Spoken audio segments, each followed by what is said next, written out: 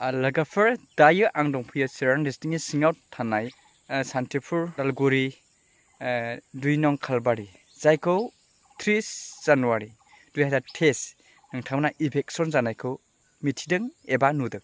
दिनै बेयाव आं दंफैयो नै बे हाग्रा दा बेनि ओरैहाय जेब्ला नायो बे गासैबो गामि जाय गामिखौ बा जाय न'फोरखौ थांनाय 30 तारिखआव बा थांनाय मास मोनथाम मोनब्रै सिगां आगोल बेखौ जिसिबिजों बोख्लायनाय गिर्जा मन्दिर न' बां गासैखौबो सिलिंखार खालामनायखौ नोंथांमोना नुखाबाय।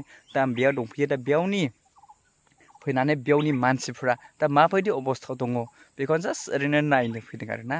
दा बेयावनि मानसिफोरखौ आं सानदोंमोन बहुद गोबाव जाबायमोन आं फैयैया 2-3 मान्थ जाबायमोन 5 मान्थ्स जाबायमोन। दा सानदों बेयावनि मानसिफ्रा बहाबा खारखो ना बहा थांखो माबायदि अबस्था आरो जि न'फोरखौ बुफायदों बिसोरो लुफिनदों लुफिनाखै गोबां आंनि गोसोआव सोंलु दंमोन। जानांगौ नोंथांमोनाबो गोबां सानदों बेयावनि मानसिफ्रा माबायदि अबस्था माबायदि हालोदाव दङ थांनो सानदोंमोन। नाथाय आं दा फैनानै नुफैबाय बेयावनि मानसिफ्रा न' बां लुनानै आरामै माने थाफिनबाय बा संसार जागासिनो दङ।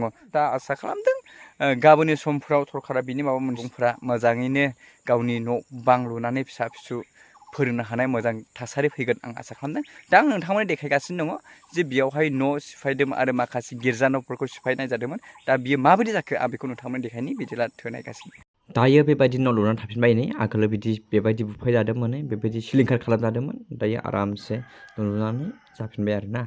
नैबेनोमोन लामाया नै बेनो लोगोफोर जायखौ जिसिबिजों बोफायनाय नुदों गिर्जा बेनोमोन। दा प्लास्टिकनि बे खोङानै थाथ'बाय। दा बे जायगायानोमा लोगोफोर 2 नं खालबारि बेयावनो गोबां मानसिफोरनि न' बां आबादफोरखौ जिसिबिजों हुख्लायनानै बेबायदिनो धंस' फैमाल खालामनायखौ नोंथांमोना नुदों। आरो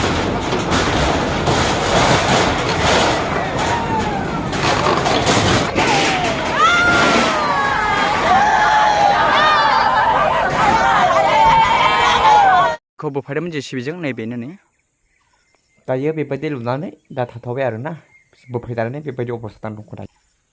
बेनो लोगोफोर बेयावनो 2 नं खालबारियावनो बेबायदि इफेक्ट जानाय समावहाय बे इभेक्सन समावहाय अनजुलि दैमारि बेनिफ्राय माखासे बर'नि आफादफोर मेलेमजिबि सानसुमैफोर गोबां बेबायदिनो माखासे मानसिफ्रा फैनानै गोबां जाग्रा मुवा बेसाद बायदिसिना होफैनानै बे इफेक्ट जानाय मानसिनि थासारि बा बेयावनि मानसिफोरनो अनसुंथाइ होफैनायखौ नोंथांमोना नुदों। आरो बेयावनि मानसिफोरखौ बै समाव दुखुनांथावै सिलिंखार जानाय बा गोदाव सोराव जानाय सि बां गैयै नोंथांमोना नुदों। दा बेनो दा बयबो मोजाङैनो मोजां दङ गासैबो दङ आं सानदों। दा बेनि सोमोन्दै बा बेनि थाखाय सरकारा मा बेबस्था लादों बेखौ जों मिथिथ'वा। दा सरकारासो बेनि बेबस्थाखौ सरकारा मा खालामगोन उनाव बेखौ समाजा फोरमायसिगोन। दा सम बेयाव फैनानै आं जोबोद गोजोननाय मोन्दों। बै समनि बायदि आलाय सिलाय बे नंलिया मोजाङै मोजां जिउ खुंफिननायखौ जोङो नुदों।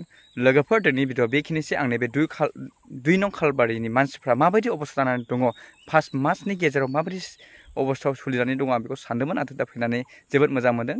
बयबो गासैबो मोजाङैनो संसार जागासिनो दङ। गोबां आबाद मावगासिनो दङ। आबाद मावनानै गोबां रां खामायगासिनो दङ आं सानो। स' लोगोफोर बेखिनिसै। नेक्स्ट भिडिअ थाबैनो लोगो मोनफिनगोन नेनानै थाबाय।